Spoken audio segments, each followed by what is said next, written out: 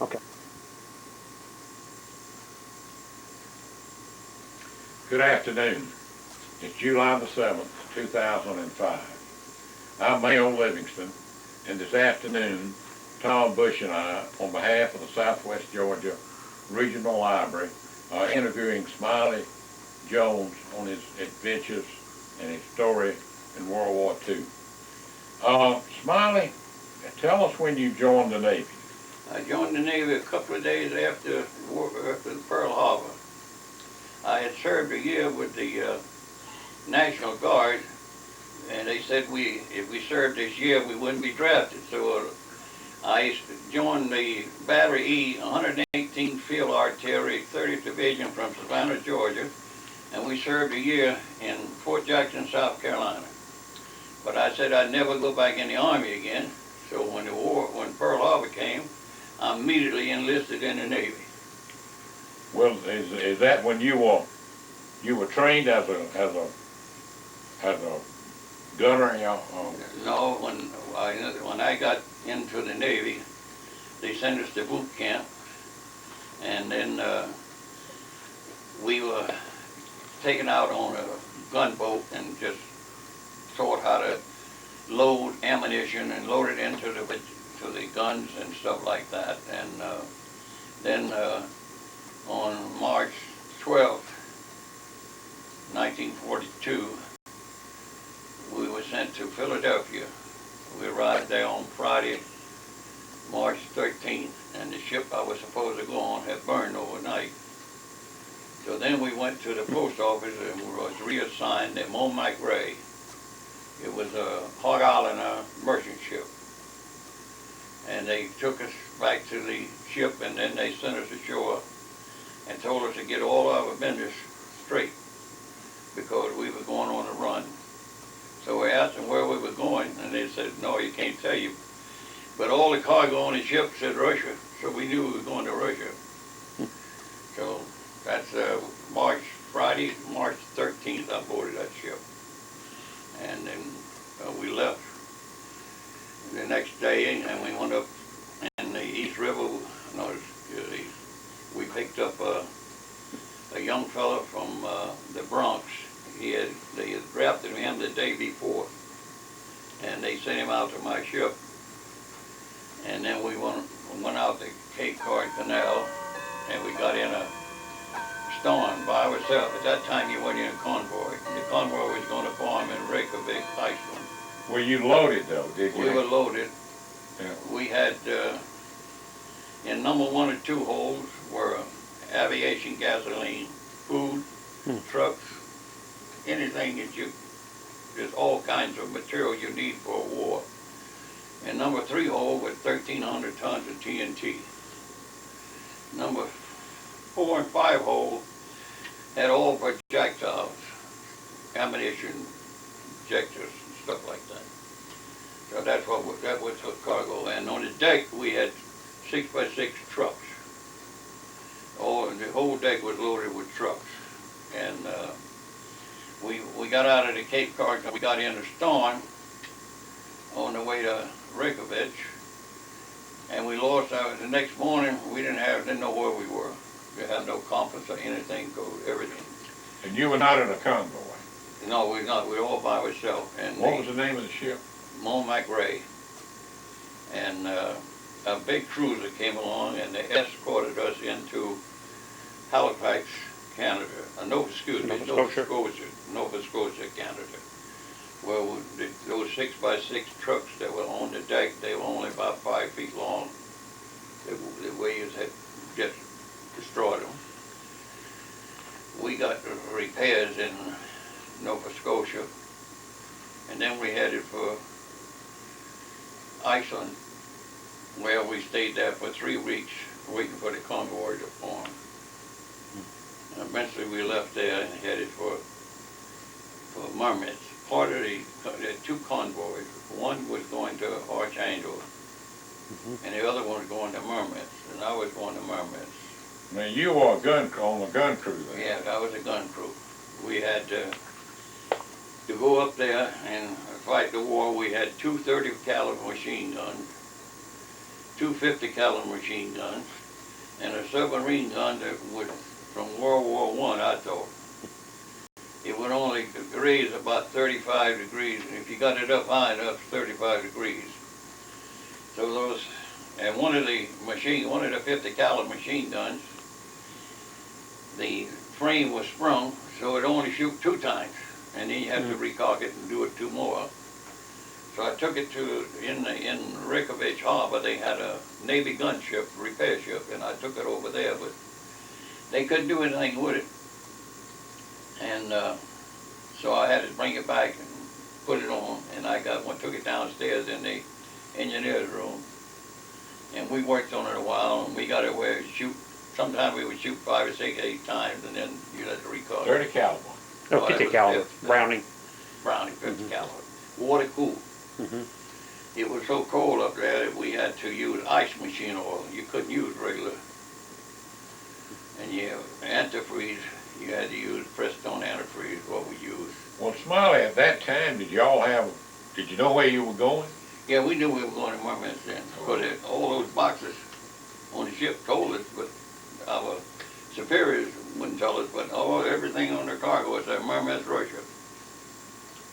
So we knew where we were going. So eventually they pulled out of, we pulled out of Iceland. How many was on the gun crew? Shoot, how many on the gun crew? We only had 5, and we were supposed to mount 2 30 calibers, 2 50 calibers, and the old submarine gun. So With 5 people. 5 or 6. Now I can't remember that for a fact. I think they could have been 6 with that new fellow we picked up. But we were supposed to train the merchant marine crew to be gunners. And they wouldn't do it. They said, no, we're not going to do that. But after we got into a lot of battles, they'd do anything to help us. So we pulled out of Iceland, Reykjavik, and we went up on the north, and came on the northern coast of Iceland, and we tried to stay as far away from Greenland as we could, because that's where the Germans had the Air Force 110 and the 111 torpedo plane, you know. So when we got out next to Greenland, it only would take them 7 minutes to come out and bomb us. So for 6 days and nights, about every so often, we didn't even get to lie down for 7 or 8 days. We just go in the mess hall and fall asleep. And then you get another alarm. They come every 30 minutes, something like that, for 7 days, 6 or 7 days. Well, were any of our planes, did you have any protection from us? We had 3 or 4 of those little crawlers, they call them. I think they were called crawlers. They were from England. They were just little submarine things we had. And the Germans, the English had one fighter plane on the bow of one of their ships. And he went off, and he fought them for a few minutes, but he was outnumbered by 10 to 1, so they eventually got him. He couldn't re-land, you know, and they killed him before he got out. So that was, we had no protection except those little gunboats or whatever you call them. I forget, I think the English called it crawlers, but I'm not sure. And then we got up and we got in the ice field, and we started playing ball on the ice. Well, did you have any American destroyers or cruisers? No, not that I know of. We had nothing from our department. I was told, but I'm not sure this, that we had a submarine for an escort, and we sank our own submarine. But that I can't, that's only what we were told. He came up, and these little crawlers, they were for submarines, and they put out the depth charges and blew him up. Now, I don't know, they say it was ours, but I don't know. And on that trip. Well, was this the first trip that we made up there? Yeah, that's the first trip. And I've been very lucky. I'd like to put this in. I'm a very lucky man. The good Lord really looked after me. We were in a convoy and the ship on the right rear kept hanging back.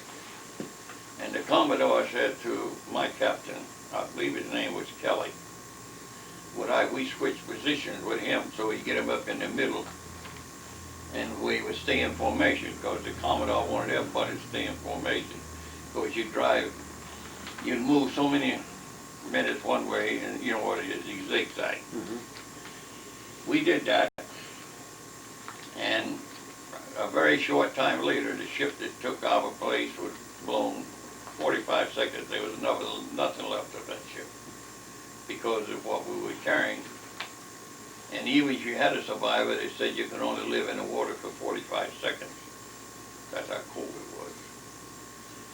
And thank goodness for the Merchant Marine steward. Of course, the Navy didn't have any foul weather gear at that time, you understand?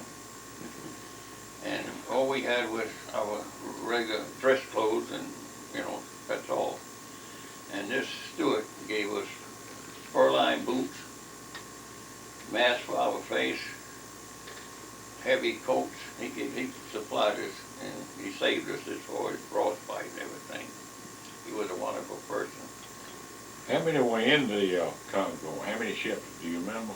I think there was 59, but I'm going by, and we didn't lose too many. We really fought a battle with those, and we had things in our favor because the plane, it was fog. You'd have a fog would come in, and then it would clear. Well, we knew as soon as we hit a clear spot, the planes were coming in, so we were ready for them. And we, even with our cheap ammunition and our cheap guns that we had, we did a good job. And I fired that 3H-51 submarine gun at the planes. I could only bring it up like this, but when you fired it with that big 55 pounds of black powder, it was in a big flame like this would come out, and they stayed away from my ship. I didn't hit any of them because you had to have a direct hit. Whereas later on the anti-aircraft guns, you could set the fuse. But here you had to make a direct hit, and I couldn't even get it high enough to make a direct hit, but it sure made a noise and the flame came out like this. So anyway, they stayed away from me, and we eventually got stuck in the ice field. All these ships, if the Germans only known it, they could have really did a job. But the Russian icebreaker came out and got us out of the ice field. Is that when you played football and played on the ice? We played them. We played it until the ball got away, and we went over there and it went down. So we said, that's it. We went back on the ship. So, but it's amazing. What I always thought of, it's amazing that all of us knew that we were outnumbered and our guns were inferior to what we should have. But I was surprised and amazed at the attitude and everything of the men on my ship, even the merchant ship men. They thought we were angels because after we got in, they didn't like us being on that ship in the beginning. In Philadelphia, I got in a fight with them right away because they wanted us to eat second. And I said, not my crew, we don't eat second. We got our, the Navy paid us to have our own mess cook and our own table in that dining hall. And he's going to serve us, not you.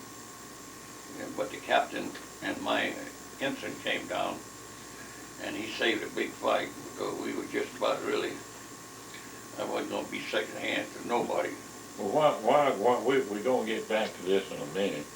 But when you were leaving the ship, the Merchant Marine guys were paid a heck of a lot more than you were. And you said each one of them came by and put something extra. When we returned, they got paid. And there was a can there, a basket of it. And every every man that got paid $200,000, $300,000, $400,000, $500,000 in that. And when we left, we had enough, all of us had enough money to go on leave with no problem at all. We got $21 a month. They got a good salary.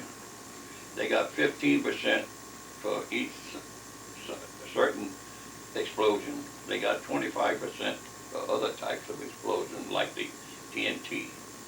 It had to be 25% more on that salary for TNT, 15 for something else, and it just went on. So everything they carried, they were getting 50 to 100% more on their salary because of the explosion they were carrying. So they were really good to us. After we went in battle, they thought we were the angels, you know. Well, the biggest problems you had with the German airplanes, the 110s, The 110 and the the Hankins. The 111, that was the torpedo bomber, the 111, and the 110 was just a regular little bomber. And they come out. The submarine, the 111 was the worst because it would be low and he'd get in that fog, and when he'd come out of the fog, then he could see what he was doing. But we knew what was happening, and we were waiting for him. And a lot of them got in between us. When he come down so low, he got in between the ships, and they lost a lot of them that way because they were close enough that we could do some damage with the 50 caliber. These were torpedo Torpedo bombers, yeah. Carried. Yeah. And they go very close to the water and come in. And of course the fog, they had to wait.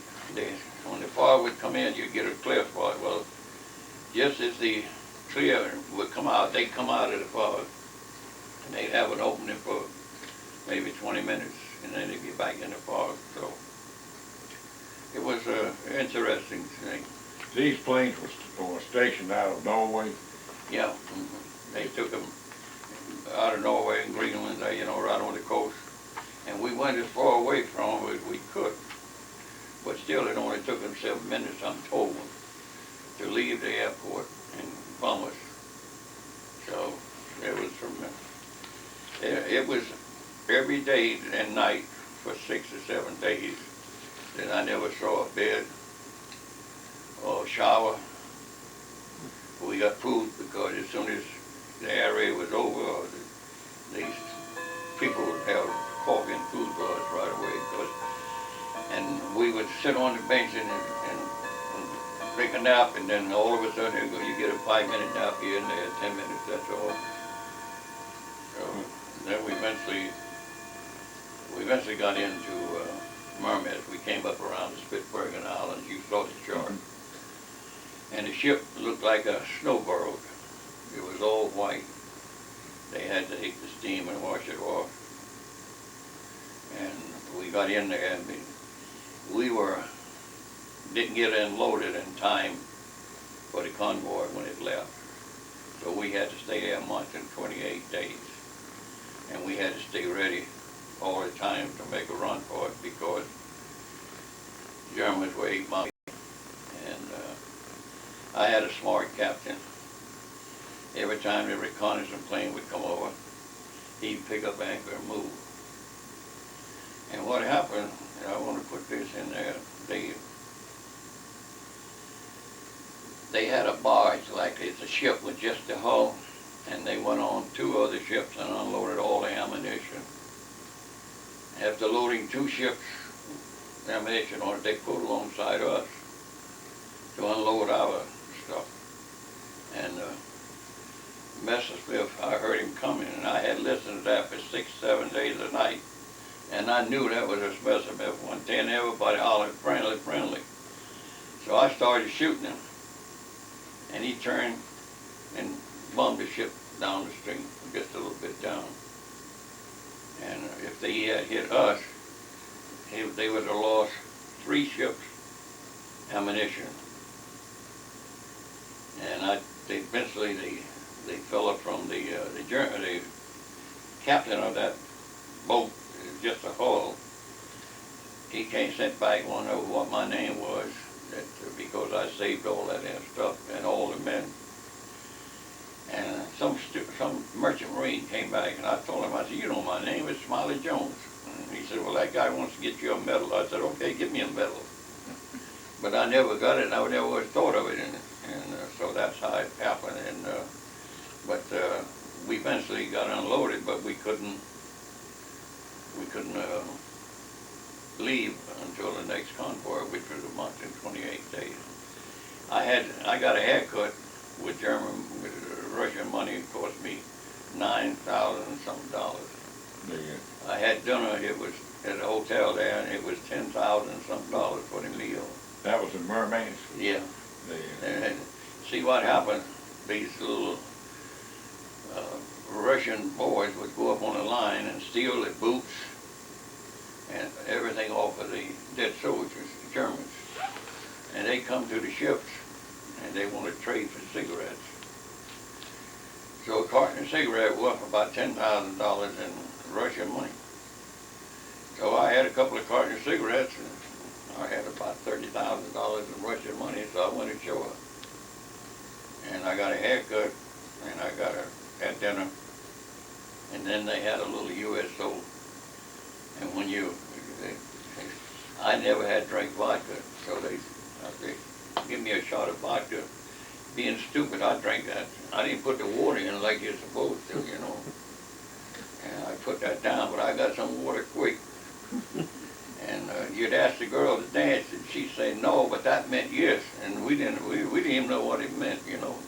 Every time they'd say no, we figured they didn't want to dance. Then so they took over, and we had a good time. I got to go ashore once, that's all.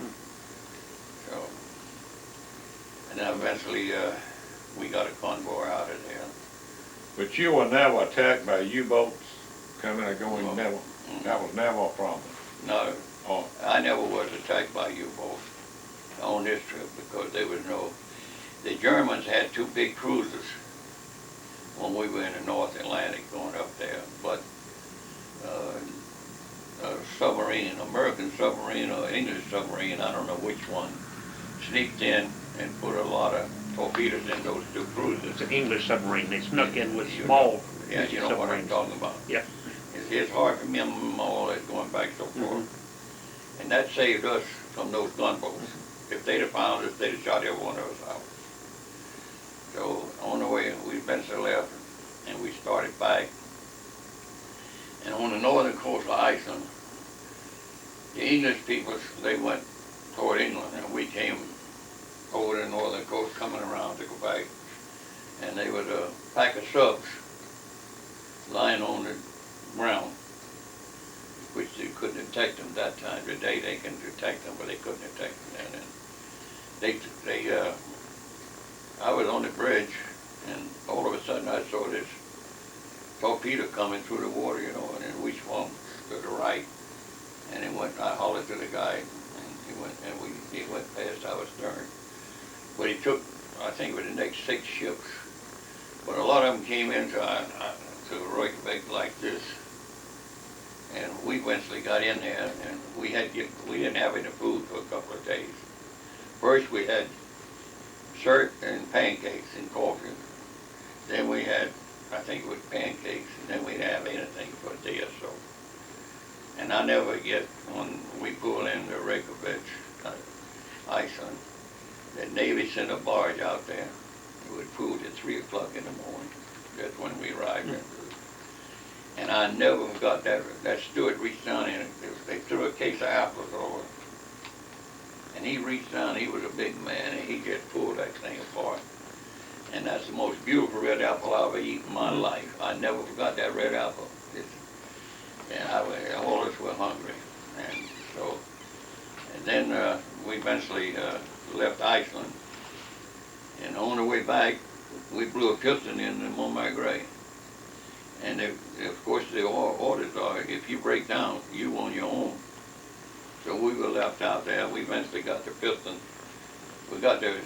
We repaired, and we pulled into New Bedford, Mass on Sunday afternoon.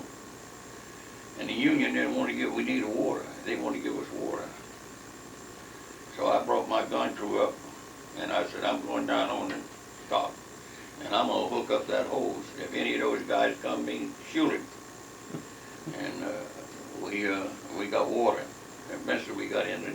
They didn't want to give you water? They didn't want to give us water because it was Sunday afternoon, and the union wouldn't pay them double time or whatever they got, so they didn't want to give us water. And my crew, my merchant marines, couldn't go down on the dock because of the union. They wanted to go down and get the water themselves, but they wouldn't let them. So I said, give me the hose. And I told my men, anybody come near me, shoot him. And so I put water in there, and then we eventually got into New York. And it was quite a trip. How long did it take you from the time you left until you just got back to Bedford? And you were a month in Mermaid. I was a month and 29 days in Mermaid. We had 189 air tags, air alarms.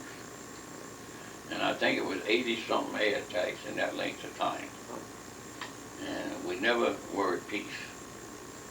And let's see, we left.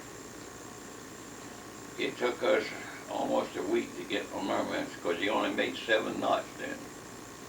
The ship convoy traveled about 7 knots. We eventually got into Iceland, I think it was about a week. And then from Reykjavik to to New York, of course the convoy left us because we were broken down and we had to go by ourselves, and we pulled into New Bedford, Mass, and then we left New Bedford by ourselves and we pulled into the East River. Took you about 2 months altogether. It was about 2 months.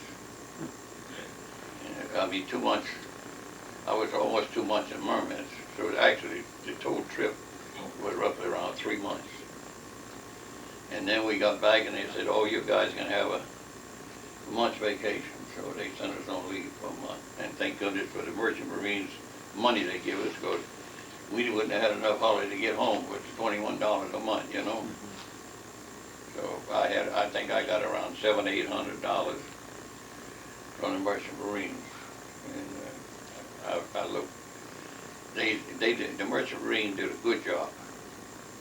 In the beginning, they felt that they didn't want us in the beginning. Did you ever teach them how to shoot? No, they never would do that. They said we don't. I did go up to Fort Scholar, New York, where they had the academy for the officers, and I taught them how to shoot, the officers how to shoot firearms and all about guns and stuff like that. I think I was up there about 3, 4, 5 months at the officers training school for the Merchant Marine. And eventually it was all the officers graduated, and then we came on back.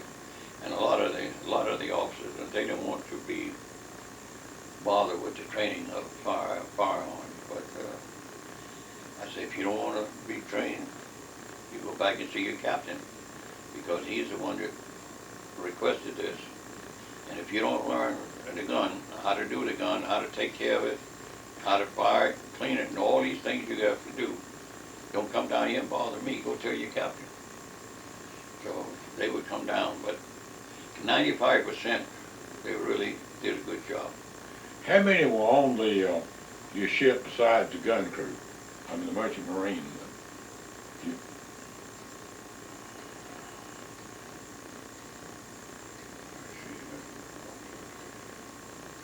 I guess 15 or 20. I don't really remember exactly. 15, maybe 20. But you did lose in the convoy, which was 59 ships. You did lose a few. We lost quite a few, but we got in there with enough that the Germans could be pushed back. That they lost the fight. Around Mermaid. Yeah, it's hard to say how many ships we lost, but I know we got in there with quite a few because we had to wait. They only could unload 2 ships at a time. The ammunition, they unloaded that out in the water, in the river. They put alongside. But the other cargo stuff, the flour and food and gasoline, were in 50-gallon drums and stuff like that. They had put alongside the dock, and they unloaded there. The town was nothing; it was all destroyed, and and the food was so bad there that the Russians, the food it outside to our waist, they would grab it right away because they didn't. I think they were getting a loaf of bread a day if they worked or something like that. They were starving to death over there until we got the food over there. And the waste that we threw away, they would get it right away. Well, after you came back, this was 1943. No, 42 I came back. Okay, you came. Well, and that's when you went on a troop ship. No, I went down to South America on another. I went down to Trinidad, Rio de Janeiro, Santos. First I went to Trinidad, then I went up the Amazon River to Berlin, but the ship couldn't go but halfway up the Amazon River. You see, we had a Navy airplane, the seaplane station in Berlin, and we had to get down supplies. So we went up as far as we could, and then the barges came and took this stuff off, and so they could get it to the Navy. Why did we have a seaplane base in the middle of the Amazon? I don't know. There's a seaplane right there in Berlin. Well, we had several allies with South America, and the Germans also were looking for convoys and stuff coming around. Yeah, we The ones that couldn't make it through the... And when we went into Trinidad, they had a wire across.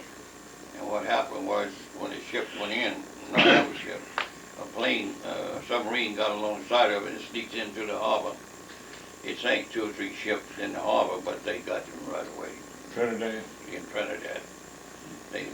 We pull in the harbor there, they have a wire cross, and they open it when the ship went in. And this submarine, he was smart, he slid along with it and got in. And he started bombing, but it didn't take but a few minutes before they had him.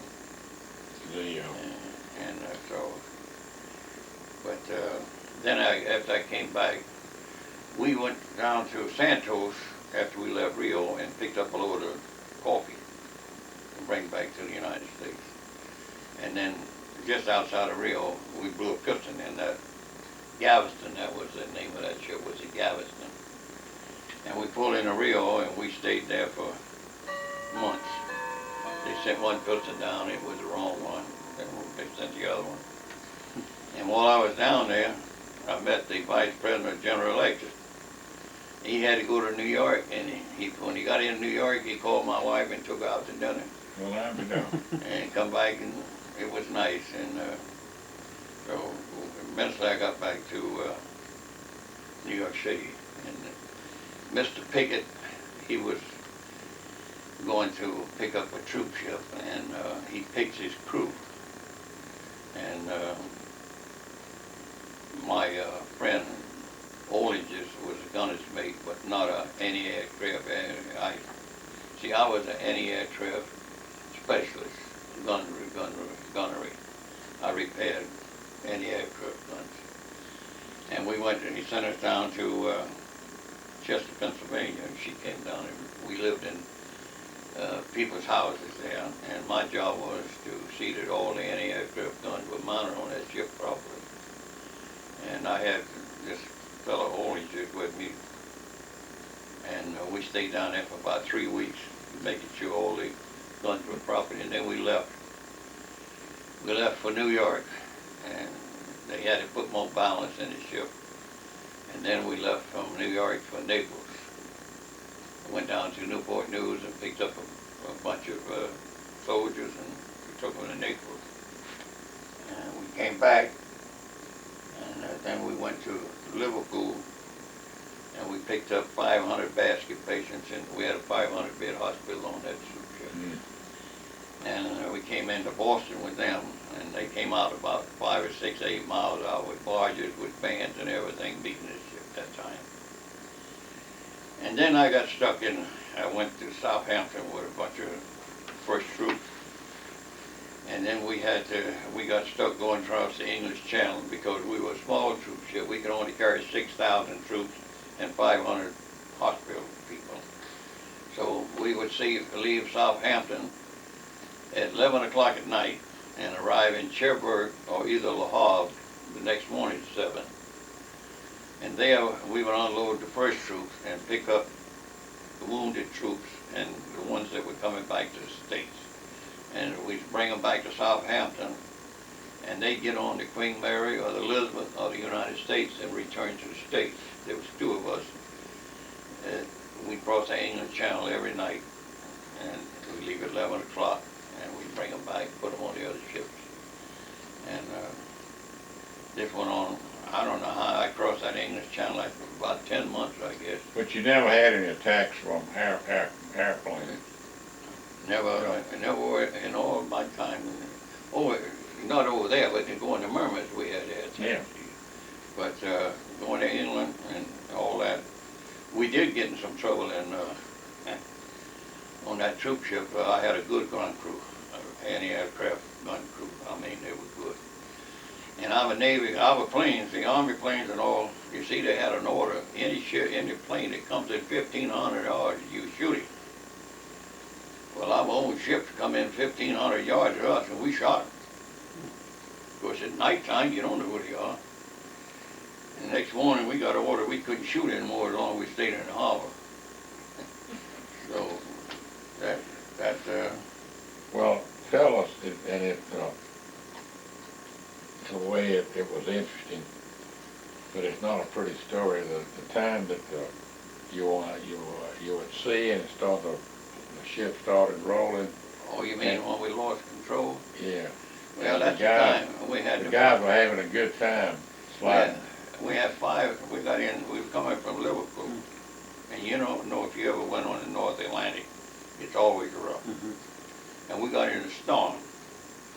And don't forget, we got 6,000 troops on the ship, and we got 500 basket patients.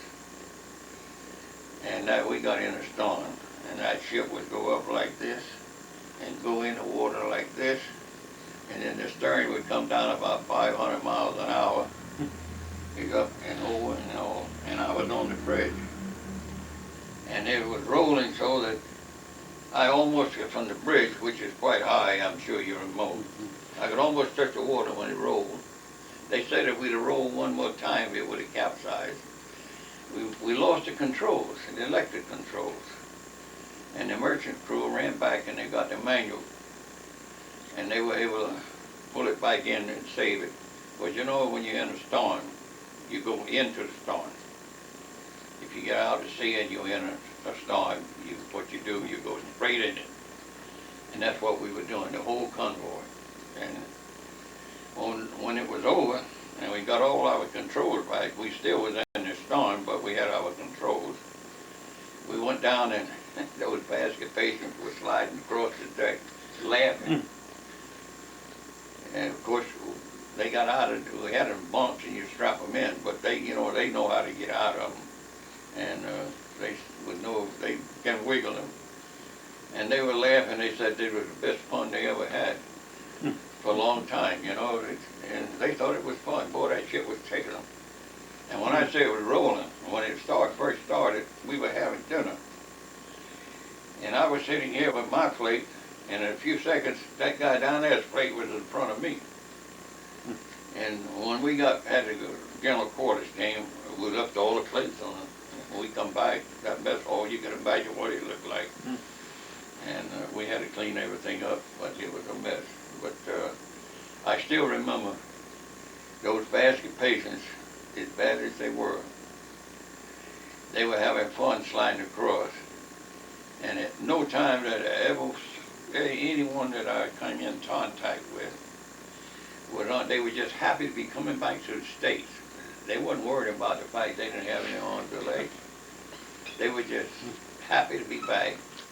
And we pulled into Boston with them, and they really had some kind of a entertainment for them. And it made you feel good that about 10 miles out of the sea, you had a barge on each side with singing girls and dancing girls and in bikinis and everything else, and it was just a lot of fun for them. And they took them off in the ambulances, and I never saw any one of them. They all were the spirit of each one. You understand what I'm trying to say? Just to come back to the States. Well, was that the last time? I mean, Was that the last time you made a trip? No, I made more trips. I made trips to Southampton and Naples, and as I say, then I got stuck going back and forth for 6 months, 10 months I think it was, every night I crossed that English Channel. In fact, they sent my whole crew back home and gave me a new crew because they thought they were going mad. And one time the commander said to me, my executive officer said, you can take, you and your buddy go up to London on this one trip. Well, we went up to London because you only take the train, it's only a few hours from Southampton to London. So we didn't get back in time. The ship pulled out before we got back. So we went back to London again. So we got 2 trips I didn't have to make. The guy said, I want a contract. I said, look, we got back, but you left. And so we went back. And while we were up there, the food was so bad that we ate at the wax barracks. We went over, you couldn't get in, you know, it was all fish and chips. And it wasn't their fault, that's all they had. And so I know we had to buy food from England, and they came in with that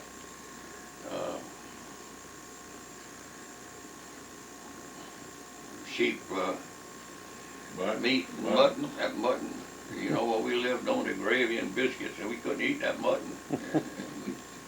And we would, the ship would come in, and we'd trade them anything we had for food, the American food. And movies, we trade, the ship would come in and we'd go and trade anything we had for food and movies, you know. Well, the war must have been winding down in Europe at that time. It was, when I was in Naples, I was quite surprised. We picked up a load of troops coming back to New York from Naples. And there was 105 or so down on the docks that we didn't have room for. And my captain of the Merchant Marine, he walked down on that dock and he says, fellas, I don't have any beds for you. But if you want to go home, I'll take you on board, but you got to do what I tell you to do. You can't sleep in the gangways, because my men have to get to the guns. I got plenty of food, and that's the best trip I ever had on. Everybody on that ship participated in to make sure everybody was comfortable, because the captain went down there, instead of leaving 100 and some people on the dock, they should have never brought them down in the first place, but he took them home, and that was the best trip I ever had. Was that toward the close of the war? No. That was still going strong then. It was when I went to Southampton and I started to going across the English Channel and back. The war was starting then to the American soldiers were beginning to take over Berlin and everything. You see, it was starting to wind down. In fact, if Roosevelt hadn't had agreement with the Russian fellow, it would have been over a month earlier, because he agreed to stop at a certain point in Berlin. I'm sure you know that. And we had to, our soldiers had to stop and wait till the Russian soldiers took over that section. And so. Well, the Russians killed 80% of the Germans that were killed. Was killed by Russians. Yep. So they fought. Oh yeah. And I tell you, it was quite a battle. Just as I say, when I was in Mermet, I could hear the big guns going off every night, and we stayed ready to pull out of that harbor any minute. And the Russians fought back with what we took over there. If we hadn't have given them what we had, they would have overrun Russia. But what we had is what they needed. Each ship was loaded with everything that you need for battle. And that's why all the ammunition and everything.